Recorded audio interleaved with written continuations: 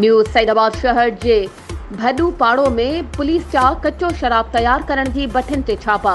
तफ़सीलन मूजिब news Saidabad शहर जे भडो पाड़ो में कच्चो शराब तैयार करे सरेआम विक्रो करण जी अलामत बढ़ियल ऐं कच्चो शराब तैयार करे नौजवाननि खे विक्रो करण जे इल्ज़ामनि में केतिरनि केसनि में मुलविस अमीर बख्श माछी उर्फ अमीरू माछी के एसएसपी मटियारी मलिक मोहम्मद कलीम जे सख़्त हिदायतुनि खां पोइ न्यूज़ सैदाबाद पुलिस जे एसएचओ इमामुद्दीन ॾाहाणी छापो हणी गिरफ़्तार करे वटां 100 लीटर कच्चो शराब हथ कयो वियो आहे। मथस केस दाख़िल करे सिविल जज ऐं जुडिशियल मैजिस्ट्रेट न्यूज़ सैदाबाद में पेश कयो वियो। कोर्ट सॻोरी जवाबदार अमीर बख्श माछी उर्फ अमीरू माछी के सब जेल हाला मोकिले छॾियो। वधीक ख़बरुनि ऐं अपडेट्स जे लाइ असांजे चैनल खे सब्सक्राइब कयो ऐं हा बेल आइकन खे प्रेस करण न विसारजो त जीअं असांजी हर नई अचण वारी वीडियो तव्हां ताईं पहुची सघे।